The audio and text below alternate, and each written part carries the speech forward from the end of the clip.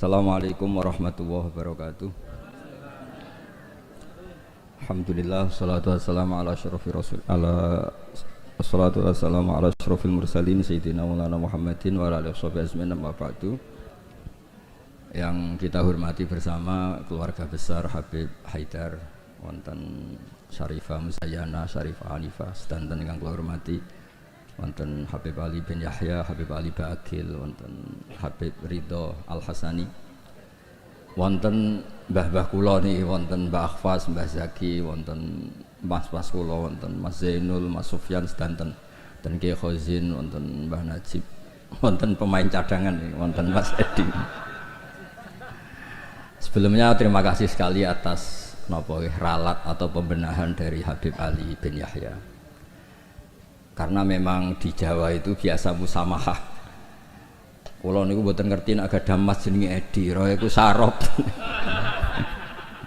Niku muridé Said Abbas Al-Maliki. Tapi dadine ngoten niku.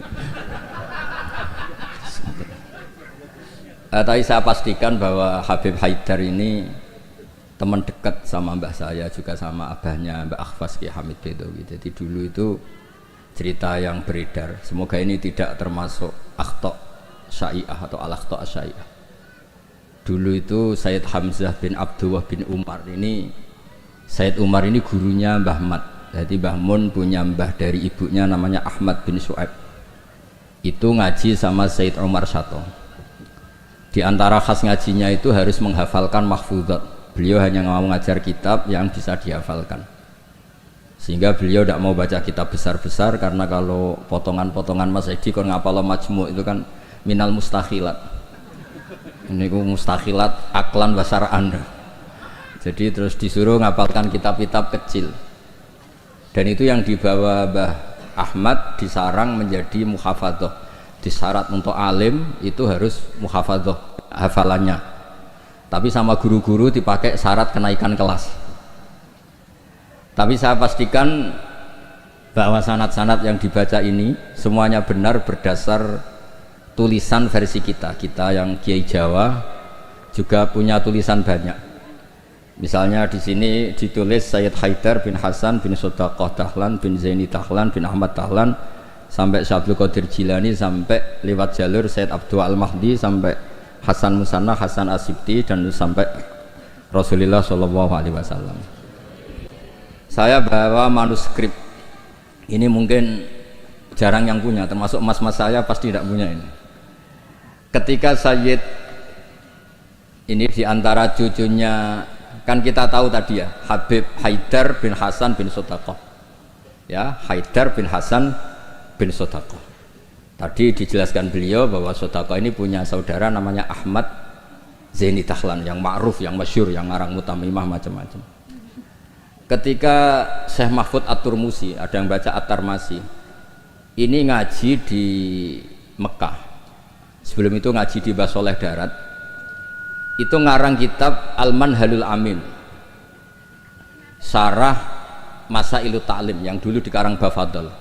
Kemudian lebih dikenal dengan istilah Hasyatut Turmusi atau Hasyatat Tarmasi. Dan diantara Sayyid top yang memberi takrid, ya ini orisinal ini, diantara Sayyid top yang memberi takrid saat itu adalah Sayyid Sodaqah. Ini ditulis Takridhu Nukhbatil Mudarrisin fil Masjidil Haram wa umdatu ayanihil a'lam al-alama Sayyidi as-Sayyid Abdullah bin Sayyid Sodaqah bin Sayyid Zaini Dahlan. Terus saat itu artinya hadil bait ini Baitul Nubuwah, Baitul Ilm, jadi sudah terkenal sekali. Zaman itu beliau ini Sayyid Sodaqah bin Sayyid Zaini Dahlan ini ngasih kata pengantar kitab Hasyatut Turmusi. Di antara yang beliau katakan tentang memuji Syekh Mahfud At-Turmusi, beliau juga detail sekali ngendikan di kitab ini ya, Muhammad Mahfud bin Marhum Al-Alama Al-Hajj Abdullah bin Marhum Al-Alama Al-Hajj Abdul Manan At-Turmusi Al-Jawi. Terus cerita-cerita hubungan kita dengan ulama-ulama Haromen. Saya muridnya Mbah Maimun. Mbah Maimun punya mbah juga sekaligus guruna namanya Ahmad bin Su'aib. Itu ngaji sama Sayyid Umar Sato. Dan di kitab-kitab sanad Said Abi Bakar Sato ini paling kecil. Kecilnya ngaji sama Said Umar Sato. Di tengahnya yang terkenal ada Said Utsman. Dulu di era itu yang diantaranya ngaji itu Syekh Abdul Hamid Al-Qudsi.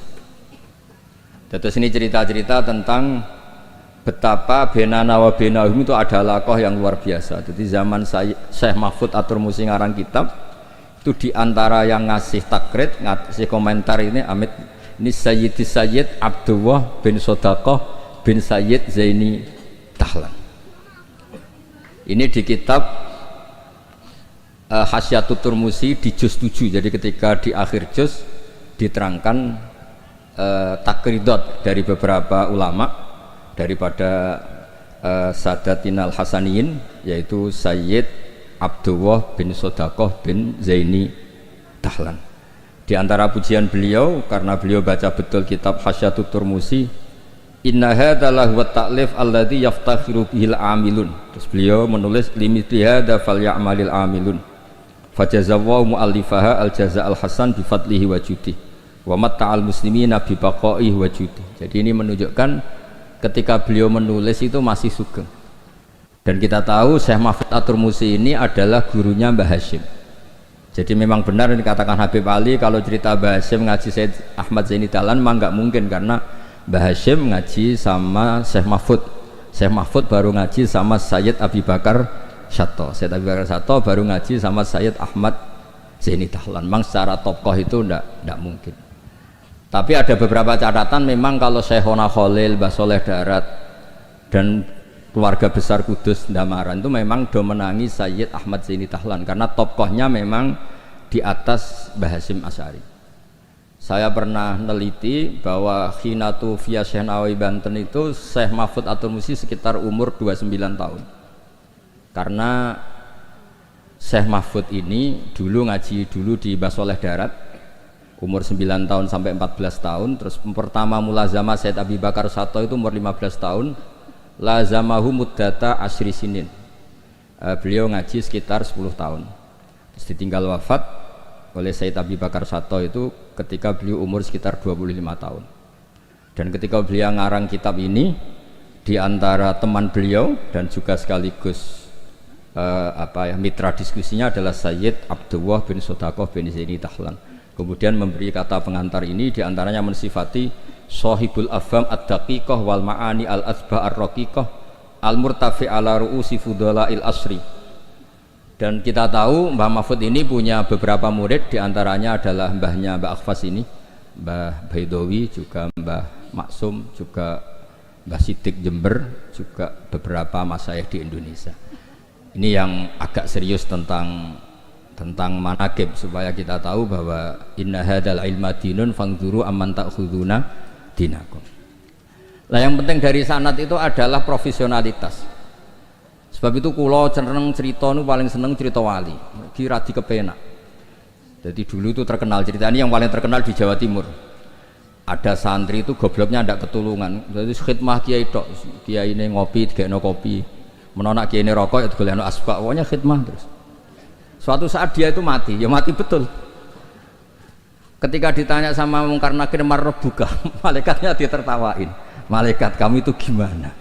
Kalau tanya itu ya sama yang pinter, tanya kok sama orang bodoh. Saya ini nggak pernah ngaji, hanya khidmah. Terus, lah yang pinter siapa? Itu yang di atas, maksudnya kiainya itu. Jadi malaikat dianggap gak profesional, wong bodoh kok ditakoi. Ini bisa dipakai, bisa dipraktekkan. Nanti kalau malaikatnya baik ya di ACC, kalau enggak itu taboi. Jadi malaikat itu juga harus dimengertikan, di mana-mana tanya itu sama orang pinter, jangan tanya orang. Akhirnya terus karena kiainya ini kasyaf, Pak Kiai, kata santri Anda ini, santri jenengan ini disuruh tanya orang pinter, yang pinter jenengan yang jawab. Ya aku sing jawab, itu sepanjang terus dijawab marbuka Allah gini-gini. Terus singkat cerita terus kiainya agak-agak marah, cung goblok mulai mondok nganti mati.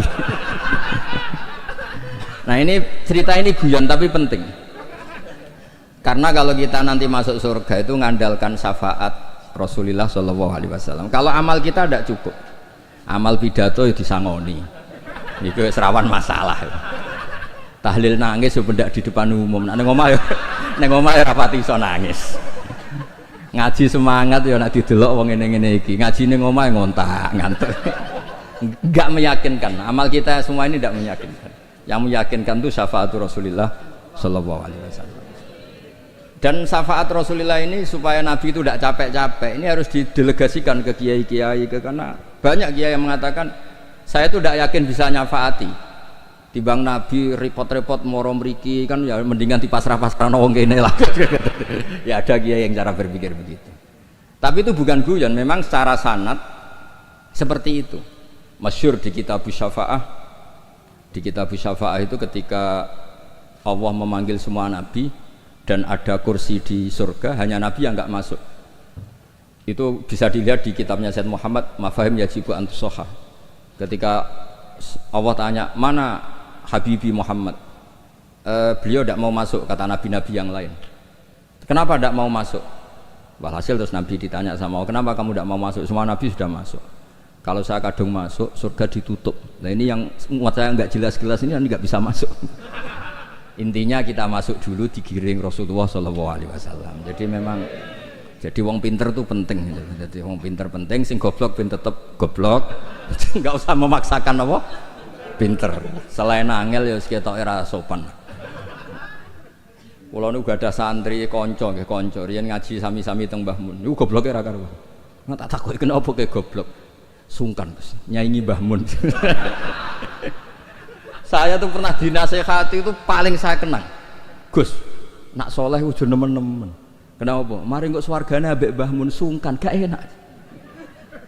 Apa beda widadari sungkan. Apa pacaran mbek widadari sungkan. Soleh pas-pasan kok awor aku. Itu tak angen-angen kok masuk akal. Ora enak. Sampeyan iso bayangno swarga awor Mbah Mun. Apa metingkrang sungkan apa. Terus monggo ke soleh pas-pasan mawon kersane lho. Tapi risikone pas-pasan nak kuotane ra cukup neraka. Lah sing kuota nak pas-pasan risikone niku.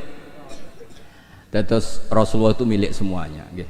Sing sering nangis wedi pangeran nggih ibadah, sing sering guyu nggih ibadah.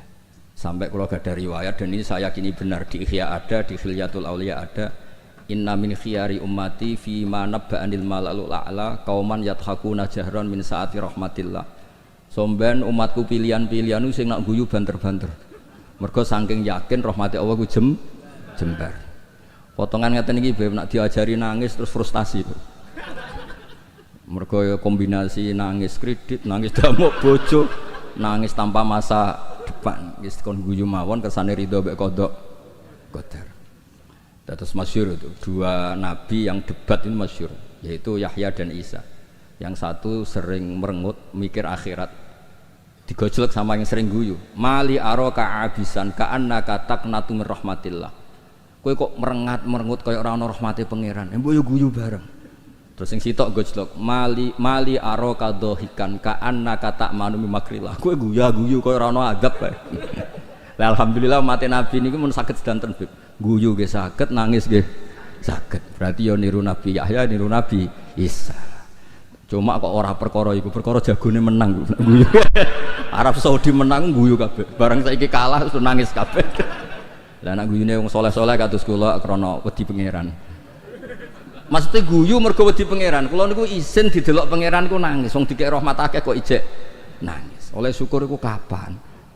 Terus guyu iku saged dielmoni.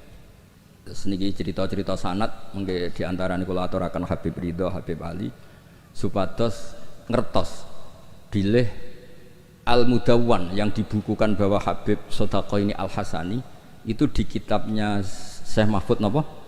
At-Turmusi. Beliau itu begitu bangganya dan di antara beliau yang beliau banggakan saya ngarek kitab ini ditakrid beberapa sadat, beberapa apa itu beliau ngendikan Sulalatun Nubuwah. Di antaranya ada Sayyid Abdullah bin Sodaqah bin Zaini Tahlan. Kayak apa kita? Bangga, seneng. Misalnya saya, muridnya Mbah Mun tentu ngaji sama Mbah Karim, juga ngaji sama beberapa gurunya termasuk abahnya sendiri Mbah Zubair. Mbah Zubair dulu ngaji di Mekah termasuk ketemu Syekh Hasan Masyad, ketemu macam-macam lah. ketemu Syekh Said Al-Yamani, ketemu macam-macam, dan semuanya sampai ke Sayyid Ahmad Zaini Dahlan yang tadi diterangkan saudaranya Sayyid Sodako. Tapi memang menyangkut tasamuh nama itu memang di Jawa umumnya, meskipun kiai yang tahu itu biasanya tasamuh, karena kalau ada orang mirip itu dipanggil mbahnya. Dulu saya ngaji di Sarang, saya ini punya mbah namanya Ki Sidik, beberapa kiai manggil saya juga Sidik. Ketika saya mulai hafal Quran, beberapa kiai mulai manggil nama saya Nur Salim, karena bapak saya itu Kiai Nur Salim terkenal hafal Quran. Yang saya tidak mau itu dipanggil Edi. Wah, itu naudzubillah min dzalik. Ma'adzallah itu. Jadi memang tasamuh ini semoga dimaklumi lah. Karena memang seperti Gus Idror ketika ngaji di Sayyid Ahmad juga dipanggil Maimun Soghir. Tapi saya yakin pembenaran Habib Ali tadi memang kita butuhkan, memang benar-benar kita terima kasih, karena memang harus ada bedanya adat Jawa dan Arab. Kalau di Arab memang Ahmad itu nama bin Zaini Dahlan, kalau di Jawa itu Ahmad itu nama tambahan. Jadi satu orang, saya namanya Ahmad Bahuddin ya satu orang. Kalau di Arab Ahmad cukup, Muhammad cukup. Makanya kalau di adat Habib orang Jawa itu bingung, Muhammad bin Ali bin Ahmad bin Ali, kadang Muhammad bin Muhammad sampai beberapa kali. Makanya dulu kalau di Israel itu kalau ada orang namanya Muhammad bin Ahmad bin Muhammad, kamu mempermainkan saya ya, karena jenengmu dibolak-balik. Padahal memang di beberapa adat begitu. Imam Ghazali berapa kali kata Muhammad itu? Muhammad bin Muhammad sampai 3 kali. Nah, Habib yang kita kenal misalnya Ali bin Husain yang Said Ali Zainal Abidin. Karena setelah itu punya anak namanya Muhammad Bakir. Sebenarnya hanya Muhammad saja, Bakir itu gelar. Li'annahu baqarul ilma, kan namanya kan Muhammad bin siapa? Ali bin Husain. Setelah itu ya bin Ali wa Fatimah Zahra. Jadi memang semoga dimaafkan kesalahan kiai-kiai ini. Sebagian memang salah karena memang benar-benar salah. Sebagian salah karena tasamuh. Sebagian salah jare wong akeh bar diamuk bojoku wis bingung. Salah iku macam-macam. Ora profesor ra kiai bar diamuk bojoku wis bingung niku. Makanya kalau pertama jadi kiai itu muji kiai top itu bukan karena alimnya. Kalau sudah tua-tua itu wong ra duwe dhuwit, diamuki bojo, utang jatuh tempo kok ijek mulang itu top. Jadi kalau alim itu sudah biasa, bisa dipelajari. Tapi dalam kondisi seperti itu masih bisa ngajar itu biasa. Akhirnya mulang jurumiyah enggak ada takrib. Khutbah Sa'ban sing diwaca Muharram. Iku mun entek ilmune iku. Karena memang di rumah penuh masalah. Dados khutbah mboten madhep ngalor mun saelas pokoke ngerti. Pun bingung. Tapi Allah Taala nggih maklumi tiyang bingung. Wonten tiyang tobat. Niku hadis sahih mboten hadis dhaif, hadis sahih. Wonten tiyang tobat bareng ditampa Allah akhire mlebu swarga. Iku le muni Allahumma anta abdi. Pangeran Allahumma anta abdi. Ana rabbuk wa anta abdi. Terus dawuh Kanjeng Nabi akhto amin min syiddatil farah, sampai saking senenge iku dekne salah ning ngarepe pangeran. Musa pangeran ku salah. Panjen ya wow, panjen wong diamuk ya repot. Wong penuh musibah nggih repot. Pemene pun rai-rai konflik sama Mas Edi niku repot. Terus niki wow mun perjanjian kalian Mas Inul. Niku Sarifah Zayana kula mun matur Mas Inul. Kula niki kan pemain inti. Kula kepen dicadangno niki kan butuh debutan sing butuh panggung lah niki butuh syafaat. Terus tahun ngajeng saged dikan ngisi. Mengke hadirin nggih muni innalillahi wa inna ilaihi raji'un. Terus ini yang diceritakan Habib Ali tadi, Masya Allah. Memang ini saya bacakan biar dapat barokahnya Habib Haidar.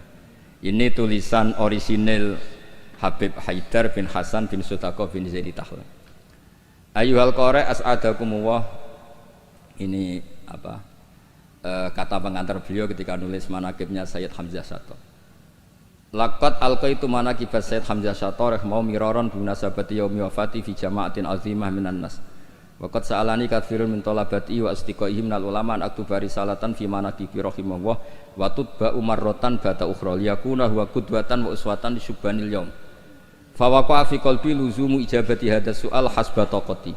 Wa inni ta'araftu bi anna tilkar risalah lam tusaf bil kamal wa lam tuwaffi bi jami'i manaqibi Sayyid Hamzah Syato wa khisalih al karimah wa lam taqirra uyunun nadhirina ilaiha likillati bidu'ati atau walam tukirra uyunan nadhirina ilaiha likillati bidu'ati.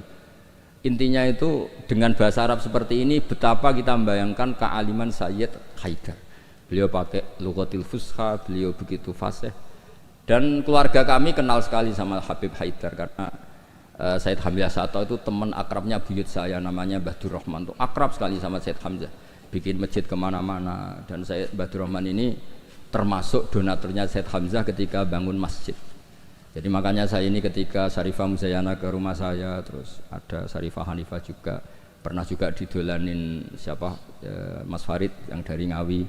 Saya senang sekali karena memang muamalah, muasyarah dan apalah silaturahim semuanya ini sudah tersambung.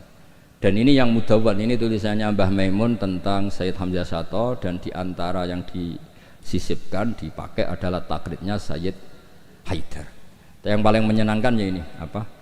Di kitabnya At-Turmusi ini, di antara kebanggaan Syekh Mahfud At-Turmusi adalah kitabnya ditakrid oleh Sayyid Abdullah bin Sodaq. Ini kan luar biasa ya, ini luar biasa. Ada silsilah keilmuan, ya saya ulang, ada silsilah apa? Keilmuan. Dan kita tahu inna hadzal ilma dinun fangduru amman ta'khuduna apa dinakum. Dan diantara akhdul ilmi adalah wujudu syafaati Rasulullah sallallahu alaihi wasallam, yaitu Nabi ngendikan syafaati li ahlil kabair min ummati. Mun ngapal hadis gampang-gampang mawon. Nek ana hadis sing angel-angel syarat untuk syafaat kudu ngene-ngene ngapal sini ku mawon.